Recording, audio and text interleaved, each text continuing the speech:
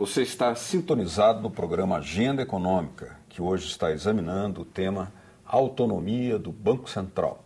O nosso convidado é o economista César Augusto Bergo.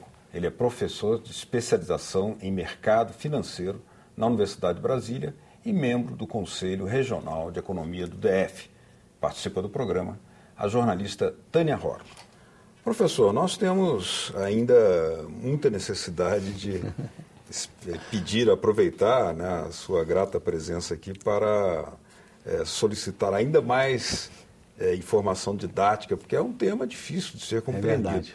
Como é que funcionaria na prática se o Banco Central tivesse uma plena autonomia? O que seria diferente?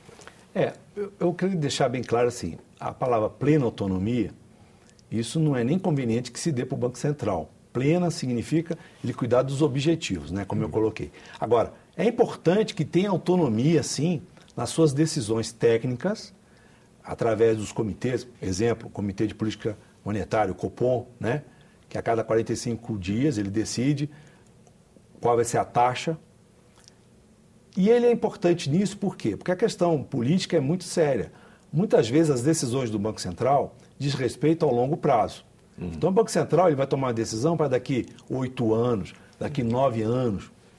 Ele é responsável por colocar no mercado os títulos públicos. Então ele que faz a venda dos títulos públicos e as compras. Então ele tem toda uma responsabilidade na colocação e no estudo técnico dessas premissas. Se você não dá autonomia para ele e fica obrigando ele a mudar de rumo a todo momento, vai simplesmente acabar com a credibilidade do sistema e do próprio Banco Central. Então ele não vai ter mais a credibilidade necessária junto ao mercado. O mercado ele vive de expectativas. Então muitas coisas que o Banco Central atua nem é decisão prática, é um discurso que tem que levar uma certa premissa e que o mercado tem que acreditar. Se o mercado não acreditar, começa a combater o Banco Central. Exemplo, questão cambial, né? Então, será que o Banco Central vai deixar o dólar chegar a 2,60, 2,70? Não vai. É lógico que qualquer operador de mercado financeiro vai pagar milhões para saber esse dado. Esse dado não pode sair do Banco Central. Tem que ser guardado. Isso é uma questão de estratégia da própria... Então, o Banco Central ele tem que ter autonomia e tem que ter responsabilidade nesse aspecto. Então, para isso, você tem uma decisão de longo prazo que, para muitos, não tem interesse, que ele quer uma coisa imediata. O governo, às vezes, quer uma decisão imediata, ele quer um crescimento agora, ele quer emprego agora, ele quer um superávit fiscal agora.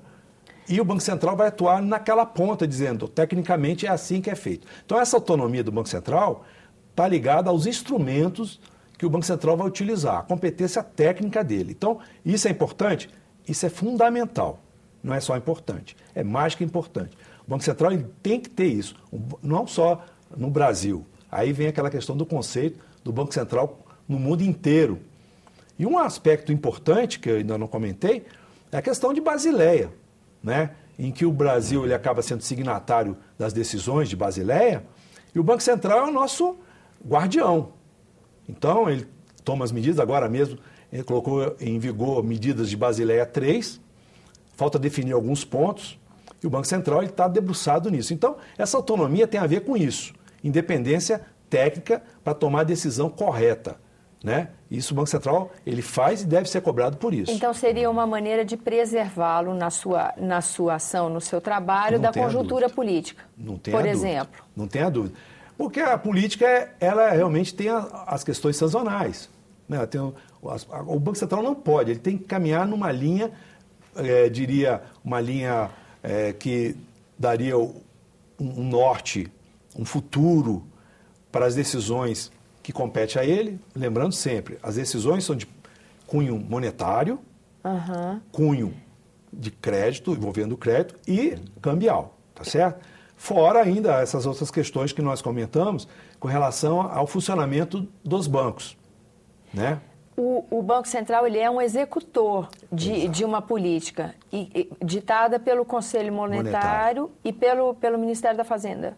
O Conselho Monetário é um órgão que coloca as metas. E o Conselho Monetário também tem essa mesma blindagem, vamos dizer, em relação a... Não, o Conselho Monetário pertence ao Poder Executivo Então, ele vai caminhar na linha do Poder Executivo.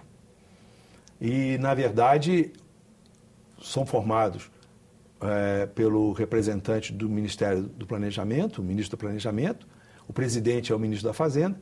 O Banco Central está ali por duas causas. Primeiro, para prover esse conselho das questões técnicas necessárias, ao entendimento de certas situações.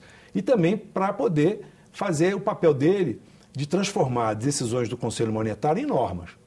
Então, quem normatiza, quem transforma aquelas decisões em normas é o Banco Central. Então, a Conselho Monetário ele tem uma resolução, o Banco Central que divulga e zela por essa questão. Quando, por exemplo, se decide aumentar o prazo de financiamento de veículos, quem decide se vai aumentar ou não vai aumentar não é o Banco Central, é o Conselho Monetário Nacional.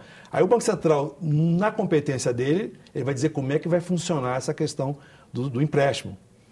Exemplo, agora recente, o Banco Central, ele preocupado com a bolha de veículos, com o financiamento de veículos, a gente sabe que um veículo ele tem um tempo médio de vida de 60 meses e estava sendo financiado a 120, a 90.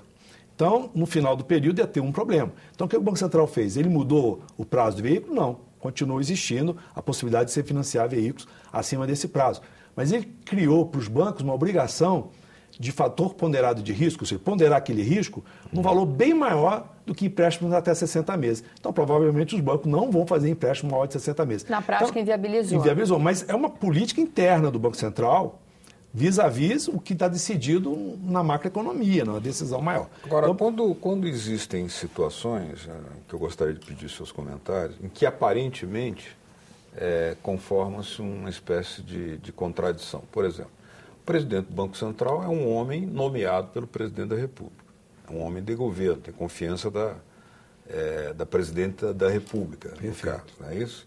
E, inclusive, tem status ministerial hoje, né?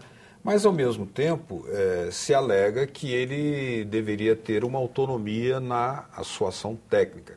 Evidentemente, ele tem algum tipo de sintonia com o Executivo. E o outro detalhe, numa situação hipotética, havendo autonomia, se houvesse uma expressiva diferença na avaliação da política cambial a ser adotada entre o Banco Central e o Ministério da Fazenda, que é quem elabora a política econômica. Como é que isso seria resolvido? Na verdade, assim, nesses 50 anos de Banco Central, houve uma mudança significativa nessa atuação. Hoje, por coincidência ou não, o presidente do Banco Central é um funcionário de carreira, uma formação sólida na área de economia, então é um técnico que conhece profundamente as questões que o Banco Central deve conhecer. E a equipe que forma o Banco Central, com o presidente, dá 9 diretores no total, são 8 diretores e mais o presidente. Então você tem também cada um desses com a sua competência e o seu conhecimento na área específica que eles atuam. Então forma um corpo técnico de peso, em termos de deliberar, de conversar. Na questão de você ter uma decisão do governo, essa decisão com relação a quê? A política fiscal? Não, o Banco Central não tem que imiscuir na discussão das questões fiscais. Mas, obviamente, a política fiscal pode impactar a inflação. Né? Se você aumenta o imposto, se você reduz imposto, você vai ter algum impacto. A política cambial também. Você deixar o dólar subir e o pãozinho, como é que vai ficar? Né? O pão é importado, o trigo. Então, você tem todas essas características que o Banco Central fica atenado. Mas ele limita as decisões dele às questões técnicas, como eu comentei. Não necessariamente precisar da autorização do Ministério da Fazenda para ele tomar essas decisões que ele tem autonomia para tomar com relação aos bancos. Então, ele vai atuar dentro do mercado dele. Qual é o mercado dele? Seriam as instituições financeiras, regulando depósito compulsório, regulando a venda e compra de títulos e fazendo a questão que a gente chama de o redesconto, que é o empréstimo para os bancos. Né? Então, o que nós temos que ver quando a gente vai olhar o Banco Central da autonomia? Teve banco que foi liquidado por estar mal? Teve banco que foi liquidado. Então, ele está atuando no dia a dia naquilo que ele tem que fazer. Talvez se queira colocar no ombro do presidente do Banco Central alguma função que vá além do Banco Central. Eu acho que é o contrário, não é tirar as funções dele, mas quer que ele tome algumas posições que vão além. E muitas vezes a gente tem visto ultimamente a posição do próprio presidente do Banco Central, uma posição equilibrada nesse sentido. Então ele tem colocado sempre pontualmente nos locais onde ele... aquela posição clássica do Banco Central. O que não é correto, aí talvez venha ao encontro da sua pergunta, é quando a inflação está subindo e a taxa de juros está caindo. Então, tecnicamente, você fala, mas se a inflação está subindo, o livro de economia manda você aumentar a taxa de juros para controlar. Pois é. Aí isso não estava acontecendo. Mas por quê? Porque talvez em outras questões da própria política monetária, você tivesse alguma folga para trabalhar. E isso o Banco Central ele tem autonomia para fazer isso através de quê? Desse comitê que eu falei, que é formado pelos diretores e o presidente. Ele não é único, né? Então a decisão é uma decisão colegiada. Então isso garante uma qualidade à decisão também, a decisão colegiada. Quando no passado você tinha o presidente do Banco Central que tomava a decisão sozinho, era uma coisa. Então essa questão colegiada reduz um pouco esse risco que foi comentado. Ele existe, porque o presidente do Banco Central é uma pessoa que foi escolhida, mas ele sabe também das necessidades técnicas que ele tem que ter. É que nós tivemos aliás, há vários exemplos, né, em situações em que o mercado, chamado mercado, que não é um ser invisível, é um conjunto de instituições que têm seus interesses, pressiona com os meios que tem, inclusive influenciando certas linhas editoriais, para que haja aumento na taxa de lucros, que obviamente traria muito mais rápida remuneração para os seus títulos e aumento do rentismo, né? Não, mas você vê, só desculpa interromper, mas... Pois não. O Banco Central ele vai adotar uma política de estabelecer a taxa Selic, correto? Mas eu já vi casos recentes, inclusive, que o mercado achava que ia ser uma taxa e foi outra. Então gerou uma perda para esse mercado. Então apostar contra o Banco Central ou apostar a favor do Banco Central tem seus riscos também. Não, tem seus riscos. Agora, o aspecto que eu pediria o seu comentário é no seguinte aspecto. O mercado cria uma expectativa, o senhor mesmo disse, o mercado vive de expectativa e cria uma expectativa, às vezes, fundamentada ou não, para que haja esse aumento da taxa de remuneração dos seus papéis, né, a taxa de juros. Mas o governo, se compararmos com a política praticada alguns anos atrás, né, na década passada, por exemplo, o governo reduziu relativamente, de forma importante, a taxa de juros e fez uma política de expansão do crédito também, inclusive para o financiamento dos automóveis, como o senhor falava, que possibilitou uma ampliação enorme do consumo nessas áreas, de várias faixas, né? Nesse sentido, parece uma permanente choque de pressão entre o chamado mercado e a política pública praticada pelo Banco Central. Não tenha dúvida, mas aí tem um ingrediente muito importante, que é a questão da expectativa política.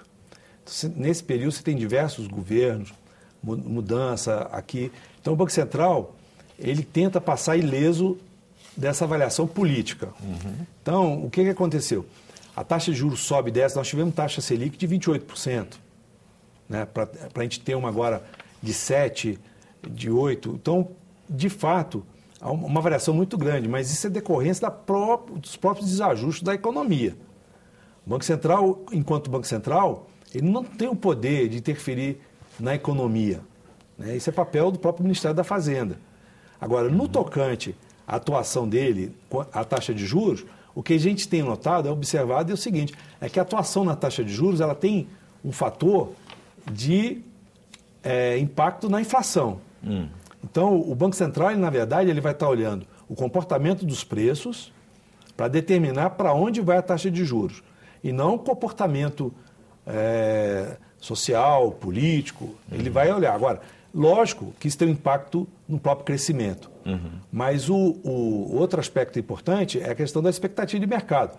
O Banco Central ele tem que estar isento disso, das avaliações de mercado do ponto de vista de especulação, né? Então, o Banco Central ele sabe diferir o que é uma especulação e o que seria um fato concreto. Como que ele faz isso? Talvez, um fator que a gente não comentou aqui ainda, que é a questão da crescente transparência do próprio Banco Central.